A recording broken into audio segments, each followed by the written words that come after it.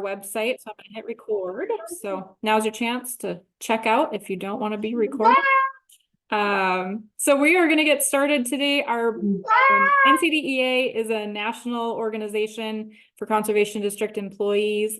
We have membership across all employees in the nation, and we have 7 different regions we're broken up into. So each region has a regional director. We're lucky to have Mandy Parks today on the call with us. She is in the Pacific region, and all of the rest of them have a person you can find on our website. If you have questions about the organization or just in general, great resource to have. NCDEA's primary goal is professional development and capacity building for conservation districts through trainings, through outreach, through policy development. And so we pride ourselves on trying to be proactive in providing services to conservation district employees. One of those things that we have heard from folks through a needs assessment that we did as part of our strategic planning process was to be able to provide some more trainings like this that are really kind of broad. We have run the gamut from some technical things, grant reporting. We've had already this year some social media, best management practices. So a wide variety of topics on these monthly webinars. We host them every month, the 4th Wednesday of the month at 11 a.m. Central Time. And then we do record them, so they're posted on our YouTube channel, and then we post them also to our website, ncdea.us. So we are excited today. We're hosting a conversation on kind of interesting funding sources for your district. So thinking outside of the box of some of our traditional partners in USDA, NRCS, some of our state conservation agency partners. And today we have with us a couple of different districts from Montana and then also Delaware. So kind of opposite parts of the world, really. I always laugh at Tim because his whole state will fit in my county. So just to give you a perspective, which is the same in Montana, I'm guessing. There's a lot of big counties out there. So we have Jess Fields with us. She is with the Beaverhead Conservation District. Diane Black is with Macomb. Kelly Martin is with the Bighorn. And then Tom Wolf is with the Montana Game Fish and Parks. Is that what they call your organization? I'm sorry, I screwed that up. And then Tim Riley is with the Kent Conservation District out of Delaware. So a couple different perspectives on thinking outside of the box for funding. We're going to start with Jess, and I'll let you just jump right in, Jess. And I would say to everyone, there is a Q&A box. If you have questions, please put them in there. We will do our best to answer all of them within the time frame that we have. We want to get you in and out in right around an hour, maybe a little bit more depending on the conversation, but please put the questions in there and I will make sure that we get those answered. So Jess, take it away. Yeah. Hi, I'm Jess Fields with the Beaverhead Conservation District in Beaverhead County, Montana. Beaverhead County is the biggest county in Montana, so I'm sure Delaware would fit in it. I've been with the Conservation District for 5 years, and we've been running our watercraft inspection station for 3 years. In 2019, Montana Fish, Wildlife, and Parks reached out to us and was like, hey, can you guys take this over? At the time, we were working on a different giant project, and I was like, no, come back later. And so in 2021, they came back and were like, hey, what do you guys think? And so we started going through the process, and I was actually one of the last districts in Montana to take over a station that's on here today. Kylie took over one, Diane took over one, Dusty Olson out of Garfield took over one, and she's actually like the driving force, I think, that got us to really take one over, because she came to a lot of our meetings and talked to our board about why these are important. And of course they're important. Like, we need to stop aquatic invasive species from entering our waters, because in Montana we actually have fairly clean waters, which we'd like to keep that way. But logistically, it's a different question of how it all works. Our district went from 1 district paid employee, and that was me working 16 hours a week, to now we have 8 boat inspectors, and we're actually up to 3 employees. So it definitely changed things for us. It's a lot different managing yourself and then managing 8 additional people. We did hire a watercraft site lead, and so he kind of manages the on the ground stuff and kind of keeps it off of the administrator. So he makes schedules and makes sure everyone's happy with their job, and kind of coordinates with FWP also to make sure we have everything we need. And with the conservation district taking it over, some things that have worked so much better are the like logistics of we can hire people easier. Like, yes, FWP can hire people, and like we have this, like a lot of the same rules of like the board has to hire and such, but we can actually go out in our community and advertise and make sure we're getting like local people that are gonna stick around all season. And instead of like when FWP posted, it kind of goes everywhere. And so it also opened our board up to new ideas and funding sources. So since we've done, give me a second to give baby a pacifier.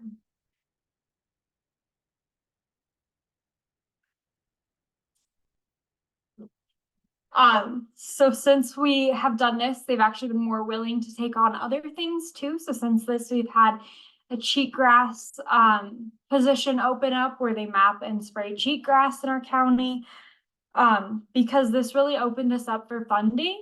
It opened up the board's mind.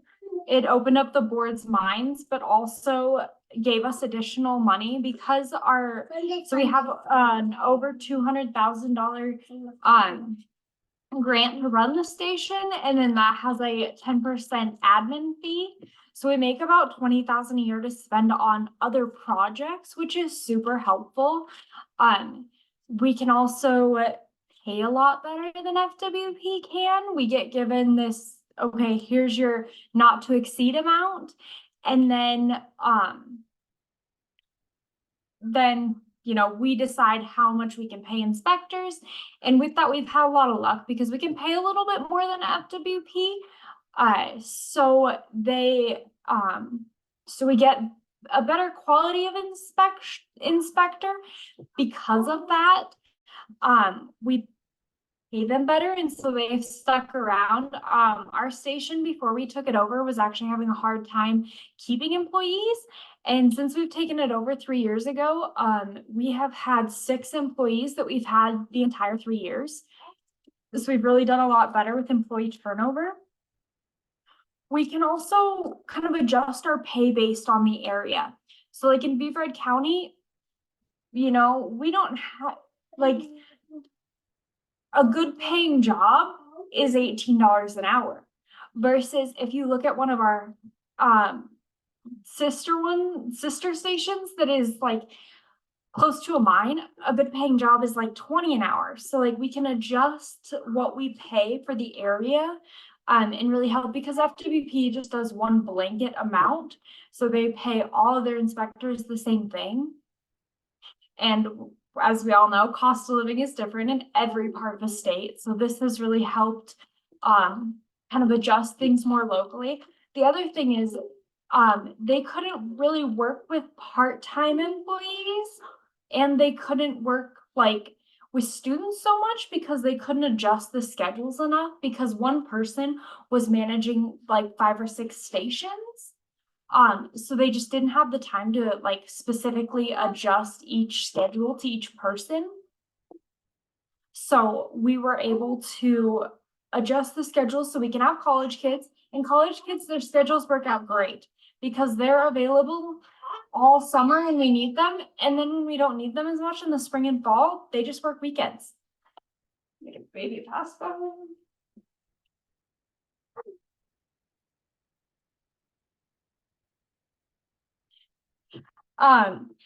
And then, we've also been able to do night inspections. So we are on like the main way into Montana. We're the first station there, on the main way into Montana for people in the Western United States. Everyone coming from Idaho, Arizona, Utah, Colorado, we're like the best way to get into Montana. And so we were concerned about boats entering at night because, you know, what happens if you stop for gas or dinner and in Idaho, and then by the time you're making it into Dillon, it's dark. So we actually started doing night inspections too. And we've stopped a decent amount of boats with that. We haven't found any boats with mussels yet, but it's always a guessing game of, you know, mussel boats come in randomly, like you can't really predict when they're gonna come in. And so, you know, there's always the chance that we could still get a mussel boat during those times. We can also increase our hours and better change our hours. So FWP, give me a second.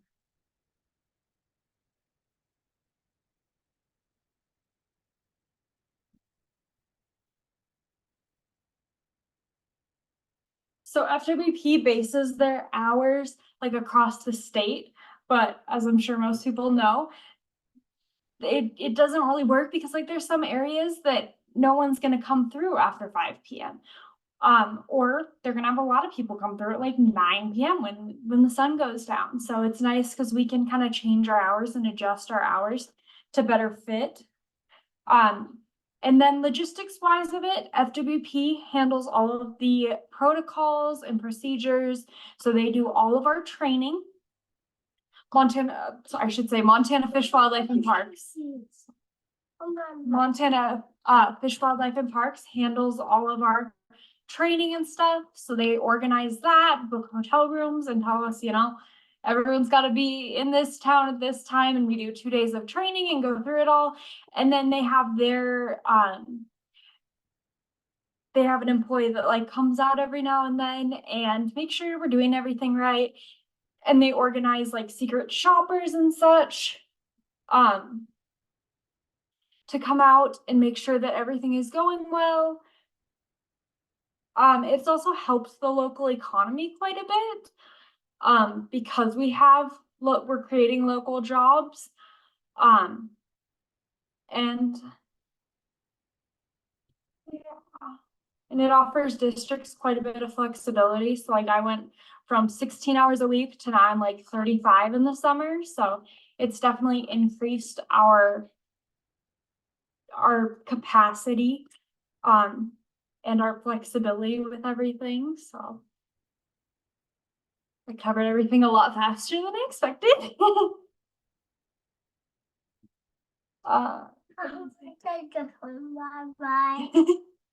Diane, do you have anything to add from your perspective as far as your district goes? Or Kylie, I know you both run programs, so.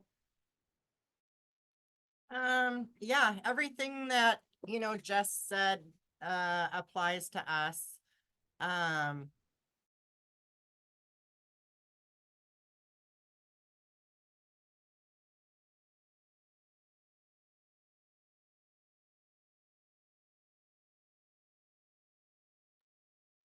Uh-oh, did we lose her? We might have. I love technology. Kylie, do you have anything to add? I was gonna say, and that's exactly why my camera is still off. Right, we all understand. It would do the same thing. Welcome to Montana. We don't have cell service or internet. Exactly. No, Jess pretty much hit all the nails on the head. The only thing, honestly, I would add, she was able to go up in her hours where, I ended up for basically the sole purpose, because there is so much involved. When you have employees, you're always involved, especially when they work 7 days a week and just work the nights. You've got to be available for them. So I ended up getting 2 very good site leads this year to kind of help take some of that burden. But that's the beauty of it, as well as you have that flexibility with this program. If you want more hours, they're there. If you don't, you can find ways around it. So it just kind of fits, really it just fits. You can make it work for what you need. That's about. Nice. Yeah. Yeah, for me, it really surprised me of how much it opened up our board's minds because we talked about like education outreach coordinators and different kinds of positions, and they were always like, how's that gonna work out? Like, and such. And then we took this over, and since then we've added 2 more positions. And so we've added our cheatgrass management person, and we're adding an education outreach coordinator, and they've just been so much more open to doing things because they see that it can work out. So it's nice the mindset change of our board, because some of our boards kind of get stuck in the 60s and 70s, you know, all of our and they've been on the board since the 80s. So they kind of get stuck in that, like districts just have an administrator, like that's it. And so this kind of really opened them up for us to being more willing to take on so many more things. And having that increased capacity from that 10% admin has been super helpful to fund the new positions until they get grant funding. So.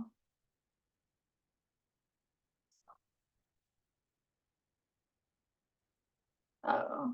I'm muted. Can you Thank you. repeat Yeah. what the funding source is and like talk a little bit about like that side of it and where it comes from? Yeah. Yeah, so Montana FWP has the funding, and maybe Tom Wolf can add a little bit more to this because I don't know exactly where the funding comes from beyond that. I just know we get paid by Montana FWP. But I don't know if it's like where it specifically comes from.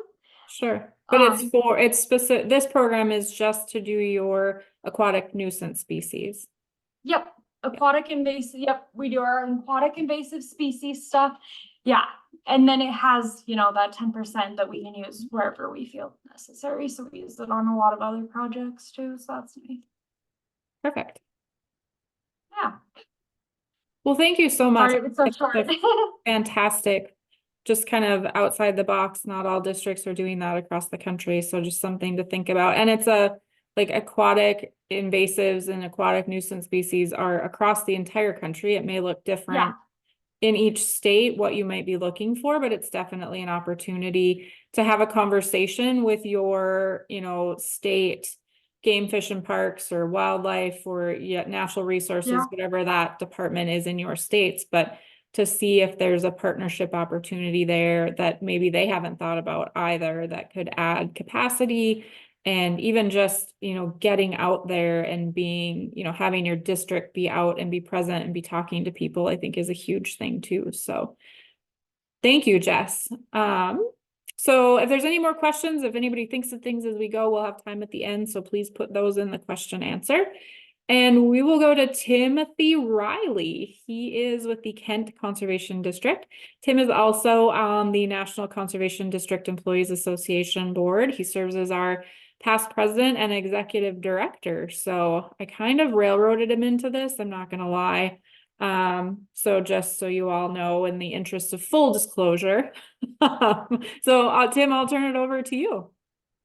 Thank you, Sarah. Yeah, I don't know about railroading. It's just when you look at an agenda and you see your name on there, then you know you're doing it. It's kind of how this works. So as Sarah said, I am Tim Riley. Let's see if I can.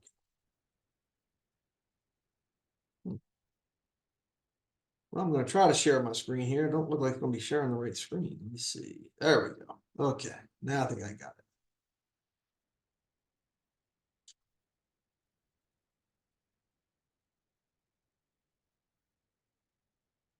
Okay. Thank you all. Yeah. Thank you, Sarah.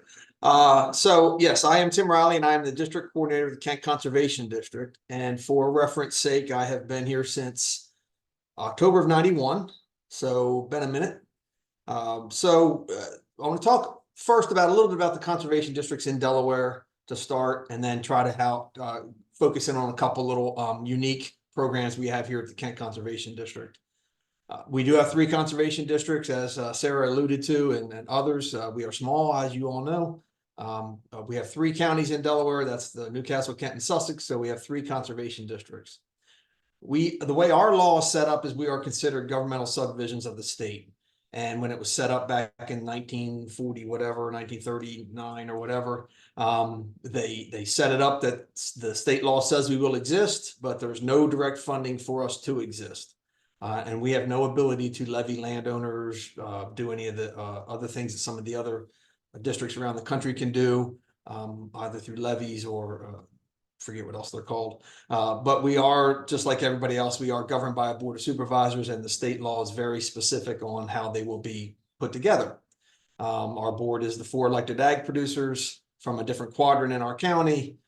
We have our county commissioner president on there, or designee, two appointed that are non-ag from our Department of Natural Resources secretary, our University of Delaware extensive agent, and then associate members if we wish. We have had a number of associate members over the years who usually turn out to and eventually end up being one of our regular board members appointed by Denrick.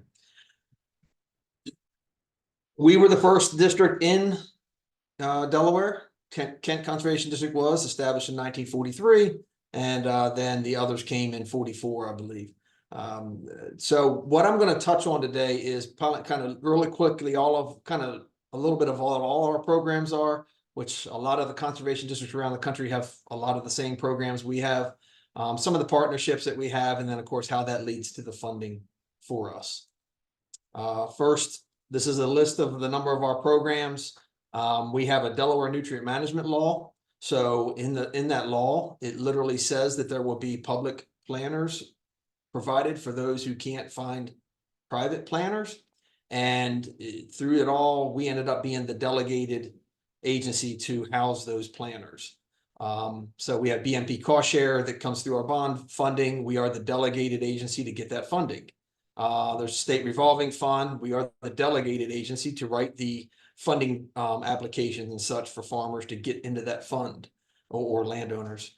We have the sediment stormwater program. We are the delegated agency to administer that in our county. There's a tax ditch program. We have a number of tax ditches in Kent County. We have 78 of them. In Sussex County, there's over 200 of those. And then there's only like 16 of them up in Newcastle. We are the delegated agency to work with those local associations to manage their ditches. We provide drainage assistance. We were delegated to work with the state of Delaware with their drainage program to help do public ditching, which is not tax ditching. So a different little story there. And then we do a number of miscellaneous services. But the two that I'm going to really highlight today is the Stormwater Maintenance District that falls under the Sediment Stormwater Program, and the contractual payroll program that we have. Each of the districts in Delaware, while we're small, while we don't have any direct funding, we have to do programs and such. Since I do have national exposure and such, I can fairly confidently say that the 3 districts in Delaware are very high in terms of total budget. We would fall into a high percentage throughout the country of total budget for districts. And it's not a bragging matter. It's just saying each of our districts are have multi-million-dollar budgets. We would have the largest one, and that is mainly because of our contractual payroll program that I'll explain a little bit about here in a little bit. So the sediment stormwater program, that law was instituted in 1990. What happened is the state came to the Kent Conservation District, or to the 3 districts really, and said, would you all like to administer this program in your counties? We're not going to have enough staff to do it here at the state level. And so at that time, luckily, as was being talked about earlier by Jess, you need boards that were willing to take on chances. And our board at that time said, yes, we'll take on that chance. I came about maybe 10 months after we took on that sediment stormwater program here at Kent Conservation District is when I came to the district.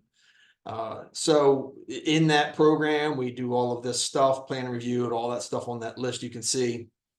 And there's a 5,000 square foot. So anything that gets developed in Delaware that is going to disturb over 5,000 square feet has to have some sort of plan involved with it.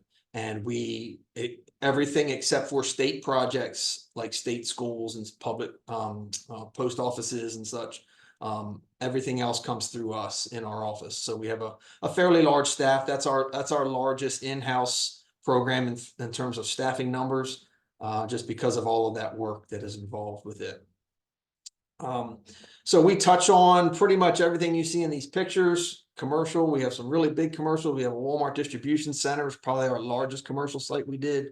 And all the way down to individual homes that where we go out and we actually go in before they got their certificate of occupancy. We actually go out and put a sticker in their electrical panel, just like the electrician, the plumber, and everybody else does. And the county, when they go to inspect that place before they allow them to move in, they have to see our sticker. What we're looking for is for drainage to be away from the structure by 10 feet for a 10-foot period. The rest of it, unfortunately, that's not part of the program. So if it floods like you see on this picture out further away from the house, we'll get the call later on because we also handle all the drainage calls.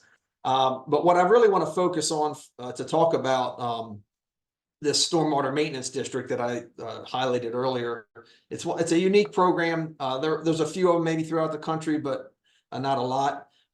This bottom right picture here. So, this farmer's field or whatever got developed into this development, and then they put a plan into us. We made sure it fit within the state law, all this other stuff.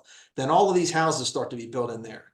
At some point, when 75% of this is built out, then the developer, by law, turns it over to the homeowners association of that subdivision. So these homeowners who went into there and they bought these houses, all of a sudden now they have responsibility for this pond you see back here. They have responsibility for the drainage that gets to that pond back here.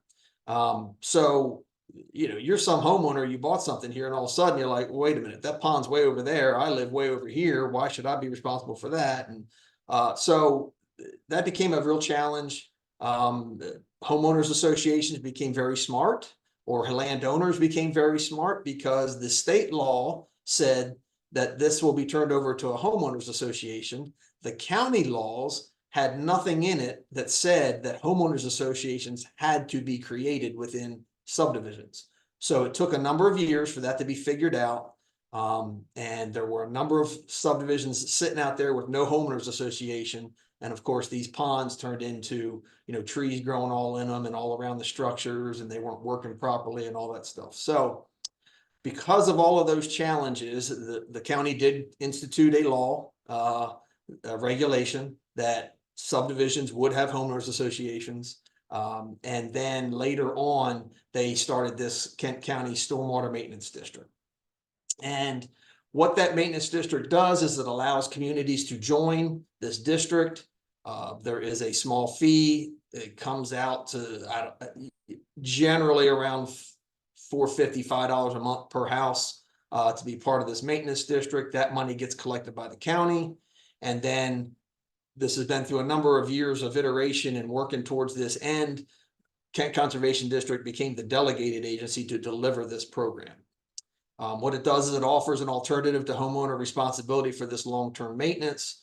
We can go in there and make sure the maintenance is done, especially in the inlet and outlet structures of those ponds, so that the ponds still function as they were designed. Because if they don't, then there could be flooding issues. There's certainly going to be they would not be in within the law, the sediment stormwater law anymore, if they can't hold the water that they're supposed to be holding during a storm event. But it relieves the homeowners of that minor burden around these ponds and all of that maintenance. And if we don't maintain these ponds, all of you that are in the conservation world know, if you don't maintain these, big little trees grow into bigger trees, which grow into bigger problems. So we have to go in there and kind of keep this all maintained. If you do nothing, even if you do all of that we do, about every 20 years or so, 30 to 30 years, this pond's going to need to be dipped out, as you all know, for sedimentation and such. It's in here. If you don't do the tree maintenance all around the edges, and especially the inlet and outlet structures, then you're going to be going in there way before that, and you're going to be spending a lot of money to remove big trees and stuff. So that's kind of why that program was put together. It is right now both voluntary and mandatory. It's mandatory for anything new, any new development that goes on with subdivisions. It's mandatory that they have to join this maintenance district before the subdivision even starts to build.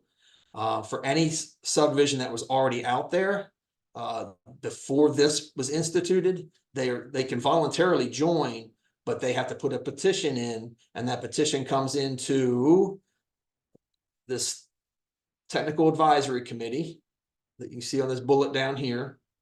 And then we have to go out as the Kent Conservation District, inspect their stormwater facilities, and decide whether or not those stormwater facilities need to be updated to the design standards. So if their stormwater facilities need work, they have to have that work done before they're accepted into the maintenance district. So that's kind of how all of that works. They need at least 51% landowner petition to do it. And then we have the oversight by this technical advisory committee that we work with. Again, we are the delegated agency to do that, to do the overall program administration and maintenance on those within this stormwater maintenance district. And yes, you have heard me repeat many, many times this word delegated. So for me, for my money, that's the way conservation districts get long-term programs, is to become the delegated agency, not just, hey, I'll do that. We'll do this for a year. We'll do this for 2 years, whatever. You become a delegated agency. You prove that you can do it. You prove to whoever's delegating it to you that if you want to take this program back, it's going to take this for you to build up to be able to do that. Typically, that's not going to happen. They're going to just keep rolling with that delegation as long as it's successful. So that's why I keep repeating that word. So that's the stormwater maintenance district, and certainly at any time I'll field any questions as we go. The next is this contractual payroll program.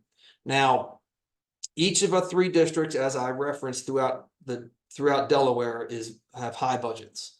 The interesting thing about that is that none of the 3 districts in Delaware is their #1 budget filler, so to speak, the same. We all 3 have different #1 programs that funds our districts the most. And the contractual payroll program for Kent Conservation District is, in fact, without doubt, our moneymaker and what keeps our lights on, allows us to, we have built or bought and completely renovated a building and stuff like that. So what happens here, why we have this contractual payroll program? Somewhere back in the 70s, the state of Delaware got money to do something, whether it was a grant, it was soft money, whatever it was.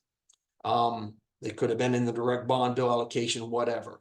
But the state of Delaware said, we have a limit of state employees. You're only allowed to have so many state employees in the state of Delaware. So you have this money to do a job, but you can't hire anybody to do that job that is a state employee. So they had to figure out a way to get the job done with the money that they had, but not hire state employees. So at that time, they contacted the Kent Conservation District, and they worked with the Kent Conservation District at that time and figured out if the job that they wanted to have done fit within the goals and the mission of the Kent Conservation District. And so it did. And so the Kent Conservation District hired whoever that was back in the 70s to be the first contractual employee, as we call them, contractual employees, to work on paper, gets their paycheck from the Kent Conservation District, but sits at a desk in a state of Delaware building next to another state of Delaware employee or other state of Delaware employees, gets directed what to do every day by state of Delaware employees and such. But they're in fact on paper Kent Conservation District employees. Now, just to explain the program across the state, right now we at the Kent Conservation District have about 80 of these contractual employees. The Newcastle Conservation District has about 16, and the Sussex Conservation District has 0. The reason those numbers are the way they are, first, when this happened in the 70s, the Kent Conservation District building at that time was located essentially across the street from our Department of Natural Resources in Dover, Delaware at that time. If you all remember back to the 70s, those of you who may remember back to the 70s, there was no such thing as computers and email and fax machines and any of that stuff.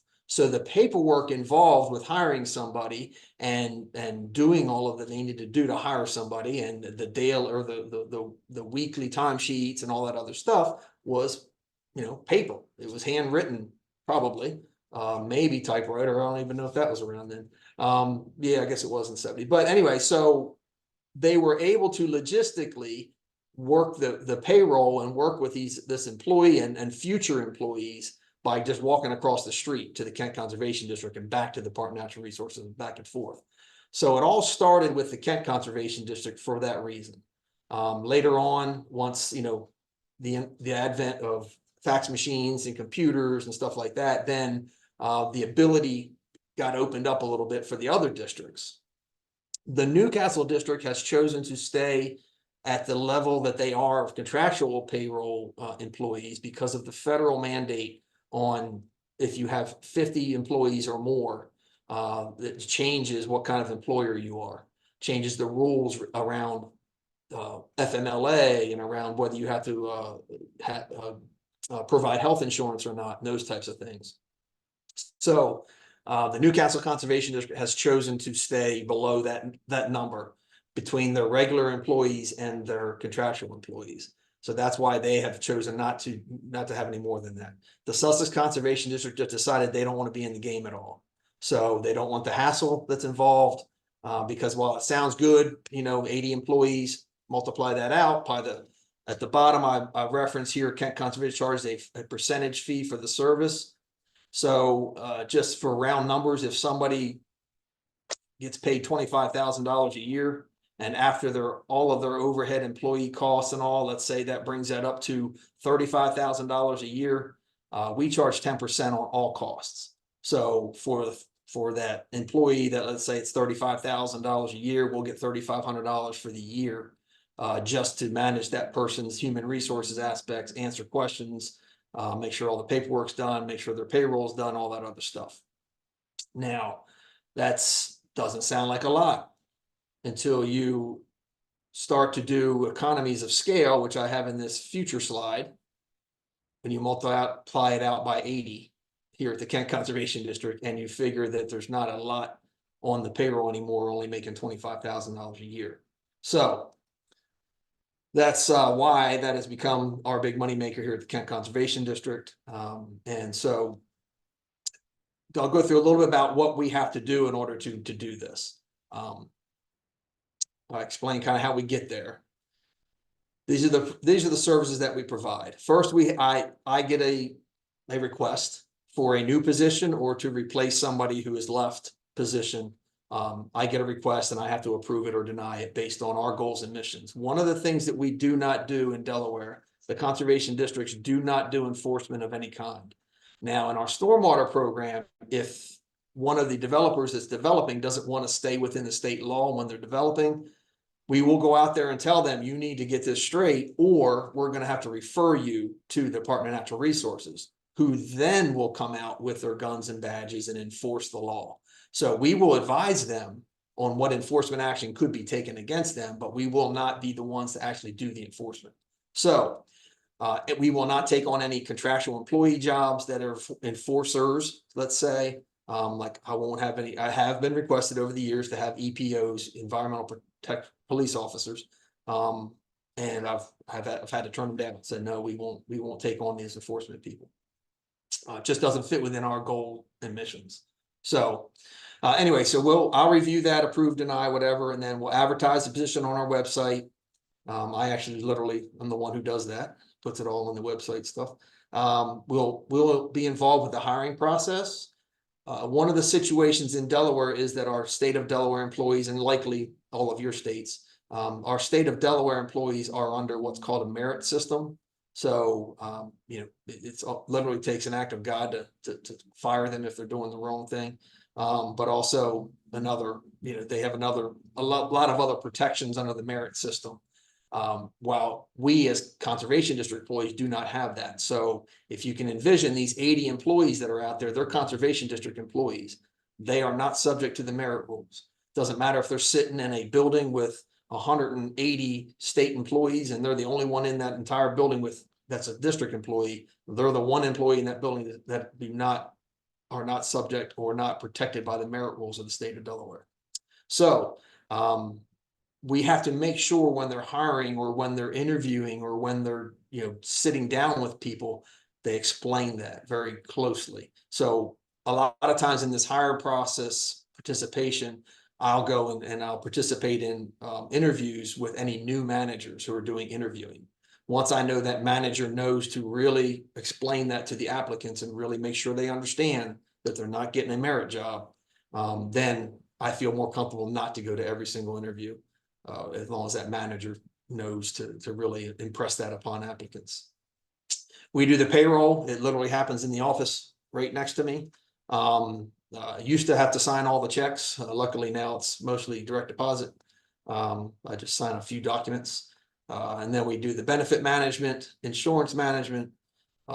We get involved somewhat with the job performance. I do sign all job performance reviews and evaluations. I can't say I read them all, but I do sign them. But I do also occasionally have to be involved with, you know, when they need to go sit down and talk to somebody, or they need to demerit somebody or whatever. I do get involved with that.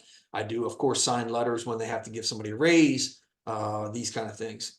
And this last thing here, termination. And Sarah, being around me enough, knows that I am definitely involved with the termination part of it. And when the numbers get to where they've gotten now at 80, and in our current work climate, it's about every month and a half now or so, I get to go fire somebody. Whether I've met them or not, I get to go meet with somebody and tell them, hey, I'm the one who's been signing your paycheck, and I'm now need to fire you. So for one reason or another. So that's not exactly the most pleasant part of the job, but some of the pros and the cons for doing this. First, our environment in Delaware. We have the ability to deliver a lot more conservation throughout our state other than we would be able to if we didn't have these 80-ish employees out there all over the state. Obviously, it's a funding source for KCD, and I explained earlier, with the economies of scale, you know, it's really big. When I first came here, I did come here as an admin, and then I was hired on very quickly, or changed over quickly to the accountant. At that time, we had 12, 14 of these contractual employees. So yes, it's been a long time, 30 years, but now we're at 80. So it's definitely grown. I've been threatened, not threatened like personally, but just the general overall threat many times over the years that they're going to do away with this program, and that we better protect ourselves and make sure. And you can see what's happened there. It went from 14 up to 80. So the threats were kind of idle. It is a feeding ground for our Delaware Conservation Partnership. There's no question about that. A lot of times within these different divisions of the Department of Natural Resources, they'll have like an annual get together of their employees, whether it be at holiday time, or they'll do a employee recognition day or such. I'll go there and I'll stand up in front of a whole auditorium full of people, and I'll just do a little quiz, and I'll say, if anybody in this room that either is now or was in the past a conservation district employee, please stand up. And of everybody that's in that room, it's always 65 to 70% of them stand up. So it's definitely a feeding ground. One of the goals that people have when they do take these conservation district jobs is to get a state job. So obviously, if you can get a conservation district job and be in the system sitting next to all of these other state employees, you're also on the state emails program. You're subject to seeing all of the human resources stuff that come across to every state employee. So they have a pretty busy time filling and refilling these positions due to the movement of state employees and stuff, that these people then take those jobs. I always give this one out. A lot of people that I talk to, there we go, wrong button. This less burden on state of Delaware taxpayers. Me, as a state of Delaware taxpayer, I have seen, and as an employer, I have seen what we as taxpayers are in debt to our state of Delaware retirees for their health insurance specifically, but also their pension. And I'm always happy when we don't have to put more people on that list, because it is a massive number for a small state. And so, I always kind of tell that story about, as a Delaware taxpayer, I'd rather them hire more contractual employees than state employees. And of course, there's a side benefit there for me and this conservation district. The cons to doing this is just fielding employee needs. In other words, the phone calls that you get on a daily basis, just asking questions. It keeps mainly my accountant busy, but also me and some others in the building that take these phone calls, just asking just general, you can imagine all the questions that you get from your employees, multiply that out by employees that are sitting in all these different places and buildings and doing different things. So changes of state management, again, over these many, many years, every time somebody changes in some management position, they want to change the way in which this looks. They want to change what we call them. They want to change so many things. And typically it always kind of, it's kind of like, styles, how that's all cyclical. The butterfly collar was big, then it's not, now it is again. It's the same thing here. At one point they're called this, then somebody wants to change the name, so we change the name, and then the next point it's the old name again, and then so everything about it is cyclical like that. So that's kind of a little bit of a pain on our end, having to deal with that all the time, but it is what it is. Employee attrition, as I alluded to earlier, some of these jobs turn over quick, and I say some of these jobs turn over quick because I literally have a guy in my building that is a contractual employee who has been a contractual employee since 1978. So there is long-term employment within these contractual positions. And he's not the only, one that's been here a long time. There's others that have been as a conservation district employee for 30 years and 25 years and in the teens and all that. So of those 80, there's quite a few that have been here quite a long time. And of course, as I alluded to earlier, the other con certainly can be looked at as I'm the hatchet man. So, and yes, I am the one. So it's any of these 80, there's an issue, Tim Riley's the one who's going to go fire them. So good, bad, or indifferent, that is what it is. So that's kind of a good general overall of the program. I know it's not for everybody. It's not going to fit in everybody's world because some of you are state employees, county employees, these kind of things. Your setups are different. Your state law is different. Certainly understand that. But if you have the ability, if you do your own payroll, if you do your own stuff to take on an employee, this is not a whole lot different than having an NRCS grant to have conservation planners to do work for NRCS. It's not a whole lot different than that, really. It's just a matter of whether it fits within your laws and such. And closing up here, just as I talked about, delegated. We have so many different things that we do where we are delegated to do the NCDEA program for the city of Dover within our stormwater program. And you see all these different partners that we deal with. So again, my advice is don't just take on a program, become the delegated agency for that program. And with that, I'll take questions or turn it over to Sarah to give us whatever questions we might have. Yeah, thanks, Tim. I think it's such an interesting concept that is like way outside the box for at least districts in my state in terms of like thinking about actually hosting employees. We did get one question so far on it. So would a similar contractual payroll program work at a conservation district employee association state level to hire admins, but allow them to all fall under a health insurance program? So my state is actually working through this in North Dakota to hire employees. And looking at, we have a slightly different agreement than like Tim has talked about. And so our agreement is actually where they will be employees, fall under policies and all of that of the Employees Association. But the payroll is run through our state association of conservation districts. So ours is worded that way in the agreement, to make sure that the Employees Association kind of retains control of those positions. Tim, yours is worded differently though. Do you want to just maybe expound a little bit on that for Sarah? Yeah, so because our state law says that our Department of Natural Resources will give us our administrative guidance, so to speak, They are the ones that we have the agreement with specifically for this, and we've had to, redo it a number of times over the years. And again, every time a manager changes over there, the big manager changes over there, we have to go through that agreement and change it and such. But yeah, that's, ours is through our Department of Natural Resources and Environmental Control. And when we have actually hired some of these employees for our Department of Agriculture, we've hired some of these employees for our RC&D council.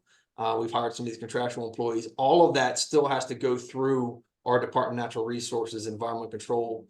There's a manager over there that is district liaison. So that person has to sign off on if we want to do an agreement for this type of stuff with RC&D or DDA, those kind of things. So that's kind of how that all works. But I will come back to that question, Sarah, that you just answered, is that I know Pennsylvania also has that arrangement, and they do that quite extensively. And they also, you can explain a little bit about how NCPP is taking advantage of that.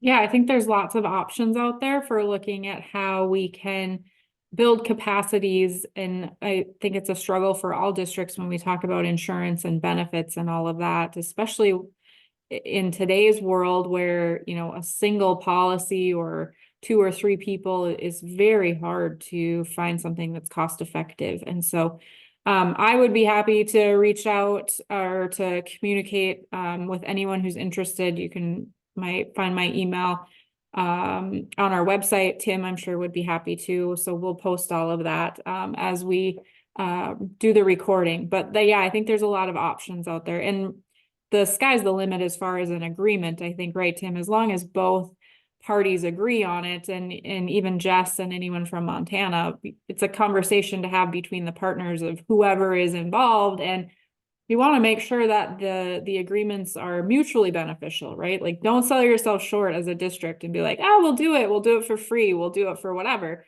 Make sure you're benefiting, make sure that your district is benefiting, that you're getting paid for the services, and the language benefits you in those agreements. So I think you can really craft those as you see fit to make sure that you're getting what you both need out of it. So yeah, always come back to your enabling legislation within your state, because each state was set up differently.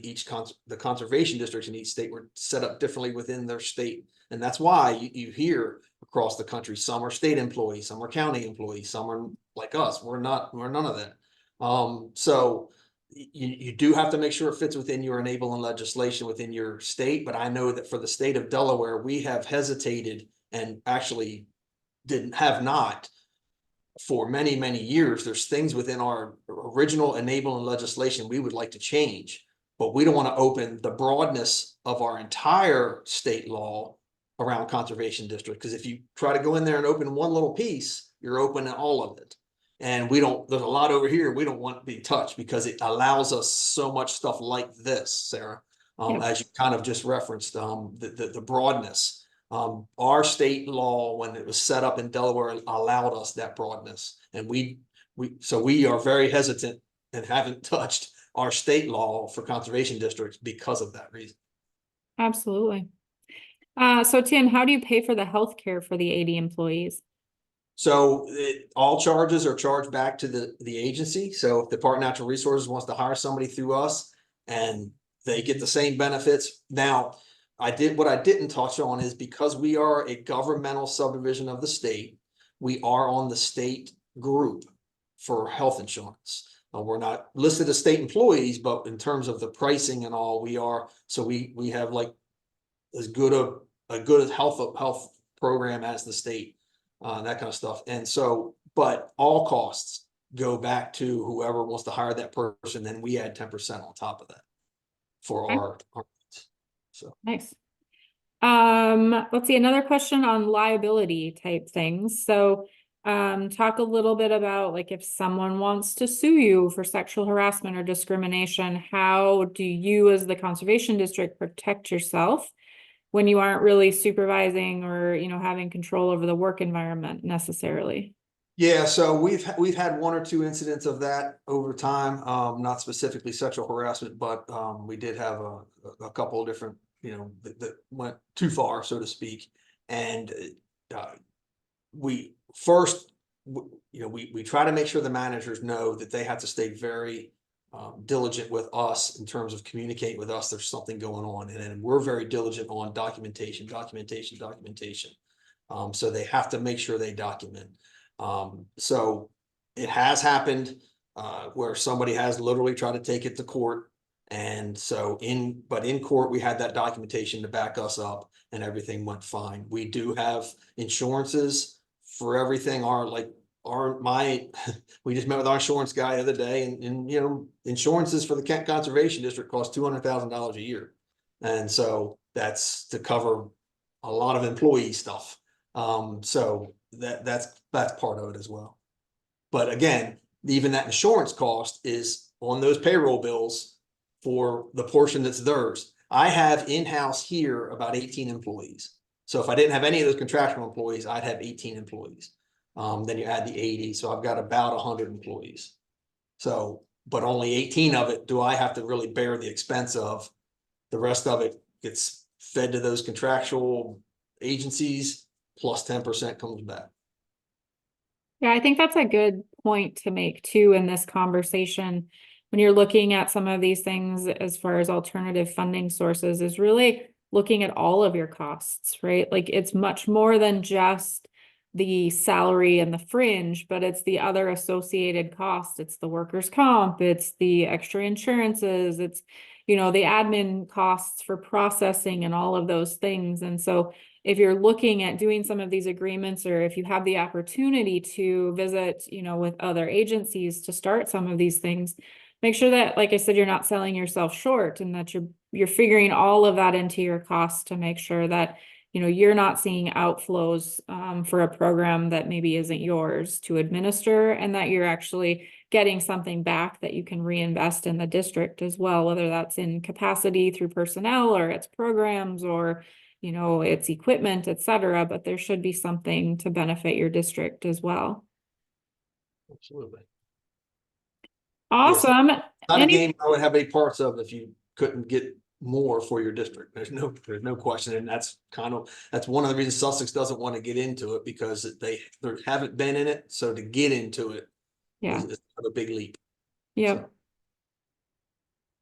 Nice. Any last minute questions for Tim or for anyone from Montana related to their programs and their partnerships? I really appreciate everyone taking time out today to visit with us. Again, if you have additional questions, feel free to reach out to us. I will, if Tim is willing, I will share his presentation on the website as well, so folks can have his contact information, kind of to have that as a base to go back to. I'm excited for upcoming webinars. We have a fantastic one in August coming up. August 28th, again, 11 a.m. Central Time. I'll let you all do the conversions depending on where you're at in the country. We are going to present human resources, kind of a real basic 101 course for folks. So if you have human resources questions, be thinking about those, and please join us on the 28th.